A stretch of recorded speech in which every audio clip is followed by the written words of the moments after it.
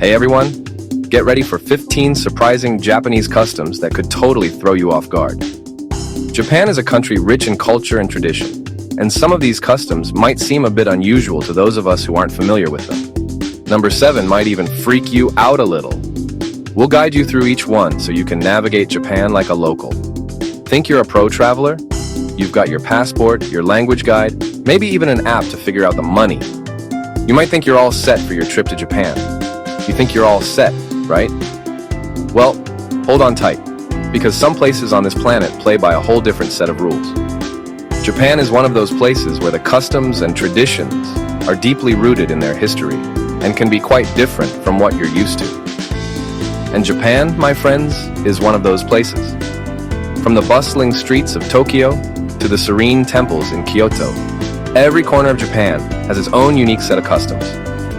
Did you know something as simple as giving your waiter a tip or showing off your cool tattoo could accidentally make you break the rules? Tipping, for instance, is not customary in Japan and can even be considered rude. And tattoos, often associated with the Yakuza, can make people uncomfortable. Or that whistling when it's dark might attract more than just grumpy neighbors. In Japan, whistling at night is believed to summon spirits or attract snakes, so it's best to avoid it. Stay tuned because these Japanese customs will make you rethink everything you thought you knew about being polite in a different country. Bowing, for example, is a common way to greet someone, show respect, or apologize. The depth and duration of the bow can convey different levels of respect. Ready to see a whole new side of Japan? Let's jump right in. From the moment you step off the plane, you'll notice the meticulous attention to detail and the deep respect for tradition that permeates every aspect of Japanese life. From tea ceremonies to trying on kimonos, there's so much to discover. The tea ceremony, for instance, is not just about drinking tea, but is a ritual that embodies harmony, respect, purity, and tranquility. Experience the vibrant festivals and delicious street food that make Japan unique. Festivals like Hanami, where people gather to view cherry blossoms, or Gion Matsuri, one of the most famous festivals in Japan, offer a glimpse into the country's rich cultural heritage. Capture unforgettable moments with Mount Fuji as your backdrop. Whether you're hiking up the mountain or simply admiring it from afar, Mount Fuji is a symbol of Japan's natural beauty. Whether it's practicing martial arts or finding peace in a serene garden, Japan has something for everyone. Martial arts like judo and karate are not just sports, but are also ways to cultivate discipline and respect. Engage with the locals and learn a few Japanese phrases to enhance your experience. Simple phrases like arigato, thank you, and sumimasen, excuse me, can go a long way in making connections and showing respect. And don't forget to explore the bustling nightlife of Tokyo, where the city truly comes alive. From karaoke bars to night markets, Tokyo offers a vibrant nightlife that caters to all tastes. Savor the authentic flavors of Japanese cuisine, from sushi to ramen. Japanese food is not just about taste, but also about presentation and the use of fresh, seasonal ingredients. Visit ancient temples and immerse yourself in the rich culture and history of Japan. Temples like Kinkakuji in Kyoto offer a serene escape from the hustle and bustle of city life and provide a glimpse into Japan's spiritual heritage. So, are you ready for an adventure? Let's dive into these fascinating Japanese customs. Whether you're a first-time visitor or a seasoned traveler, understanding these customs will enrich your experience and help you appreciate the depth and beauty of Japanese culture. Let's kick things off with something that seems totally harmless: whistling. It's something we've all done at some point, right?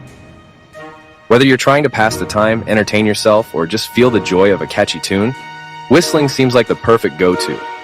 But what if I told you that in some parts of the world, this innocent act could bring about some seriously spooky consequences?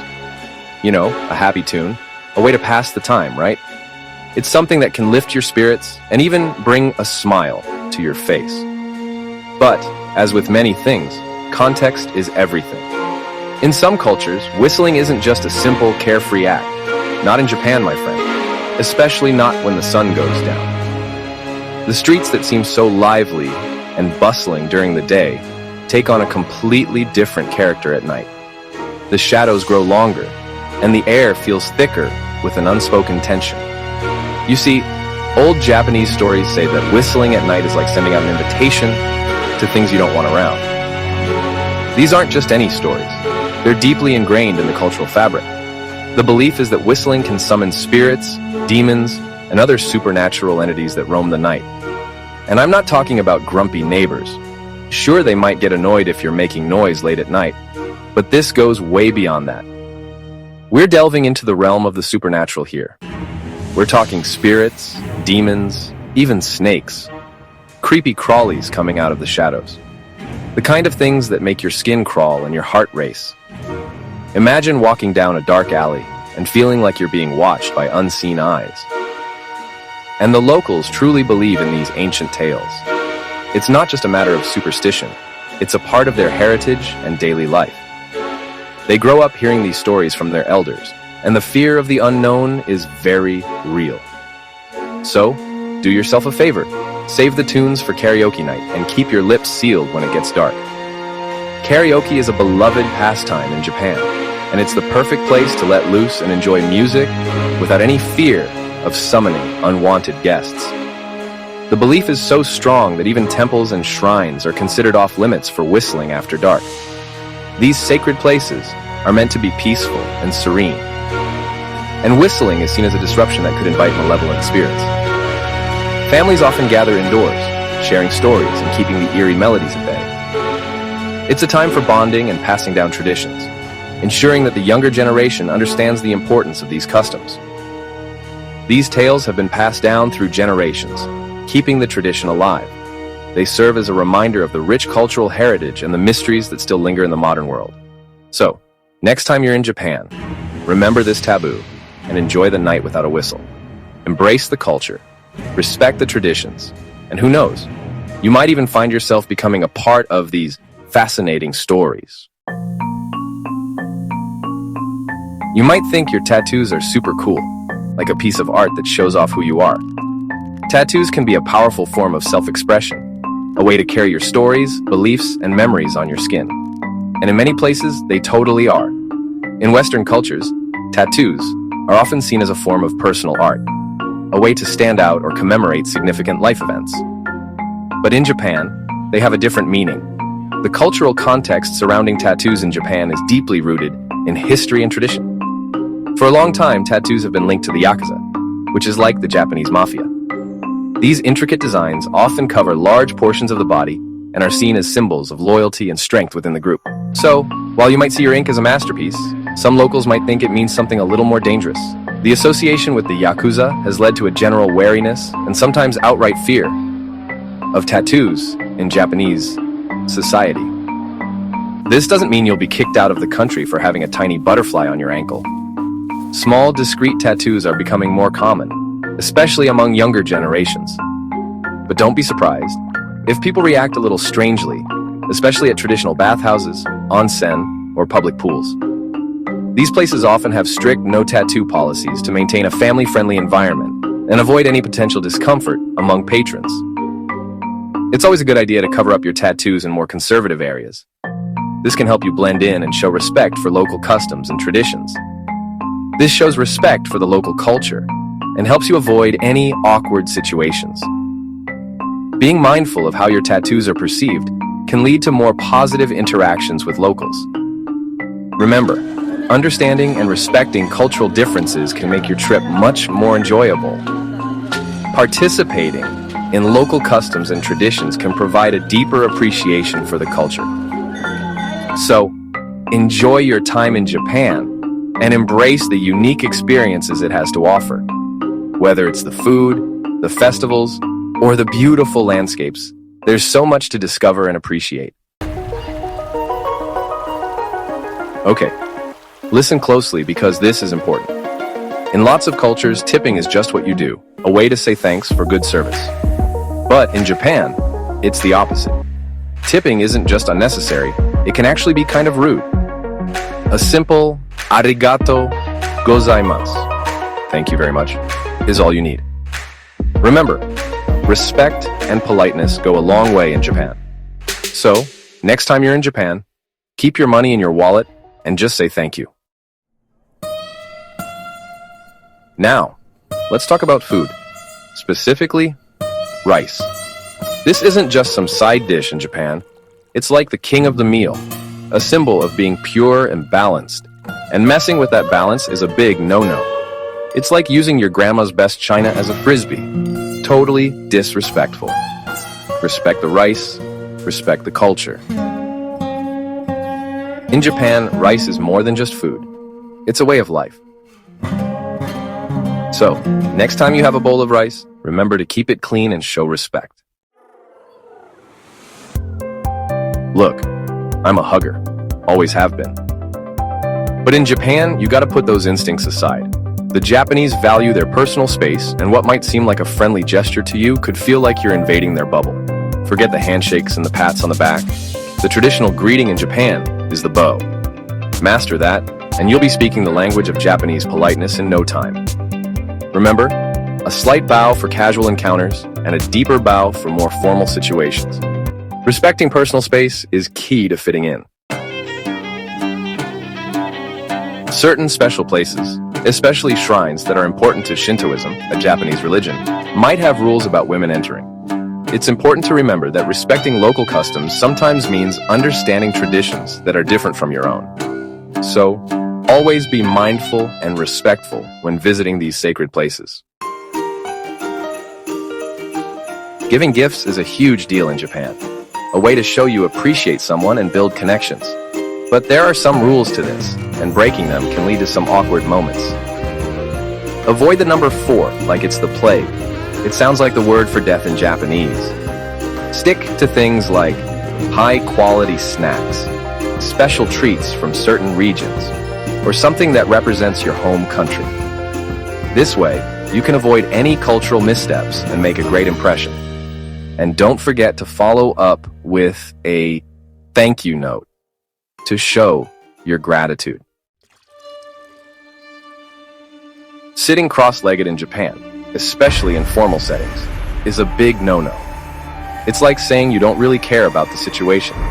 The traditional way to sit is in the seiza position, kneeling with your legs tucked under your thighs. Yeah, I know. It looks uncomfortable. But hey, when in Rome, right? Or in this case, when in Kyoto. Just try to avoid sprawling out like you're on your living room couch, and you'll be golden. Practicing at home can help you get used to it. And remember, it's okay to stand up and stretch if you need to. Just be respectful and follow the customs. The Japanese take their public transportation very seriously. It's clean, it runs on time, and it's super organized. Priority seating is there for a reason, so let those who need it most take advantage. And for the love of all that is holy, keep your voice down. Use headphones if you need to listen to something, and always be ready to offer your seat to those in need. Smoking in Japan is complicated. It's banned in many outdoor spaces like sidewalks and parks to keep the air clean. But step inside a designated smoking area, often found in restaurants and bars, and you'll be transported to a cloud of nicotine that would make a chimney blush. Just look for the signs and follow the rules, even if they seem a bit backwards to you.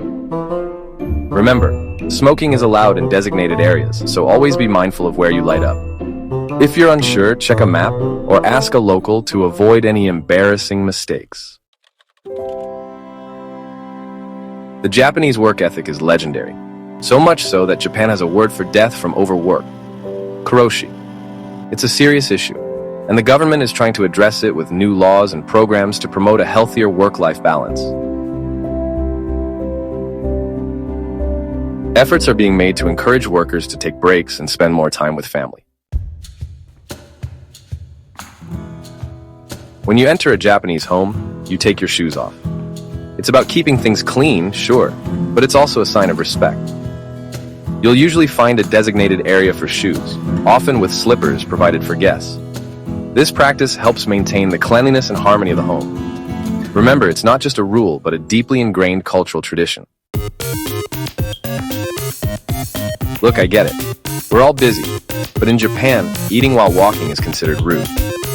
Meals, even small snacks, are meant to be savored, enjoyed in a designated area. You'll be respecting the culture and your taste buds will thank you. So next time, find a spot, sit down, and enjoy your meal. And don't forget to clean up after yourself. It's all part of the experience. Chopsticks. Those deceptively simple utensils that can turn a simple meal into a dexterity test. Never, ever pass food from your chopsticks to another person's chopsticks. It's reminiscent of a funeral ritual and considered taboo. And whatever you do, don't stick your chopsticks upright in your rice. That's a big no-no, symbolizing death. Also, avoid pointing or waving your chopsticks around. It's considered rude. And tapping them on your bowl, that's just bad manners. Always place them on a chopstick rest when not in use. Dolls in Japan aren't just playthings. They're often seen as vessels that can house spirits. So, tossing one in the trash just won't do. When a doll has reached the end of its life, it's customary to dispose of it through a purification ceremony, often held at a temple. It's a way of saying goodbye with respect and ensuring that the doll's spirit finds peace. This tradition highlights the deep respect for objects and their spiritual significance in Japanese culture. So, there you have it. 15 customs that might seem strange, even baffling, to someone who's never been to Japan. But that's the beauty of travel, isn't it? Stepping outside of your comfort zone, challenging your preconceived notions, and learning to appreciate the nuances of a culture that's different from your own. Have you ever been caught off guard by cultural differences while traveling? Tell us your story in the comments. We'd love to hear it. If you found this fascinating, give us a like and hit subscribe for more fun and eye-opening takes on cultures around the world. Safe travels and see you soon. And don't forget to check out our other videos for more amazing content. Share this video with your friends and family to spread the knowledge. Until next time, take care.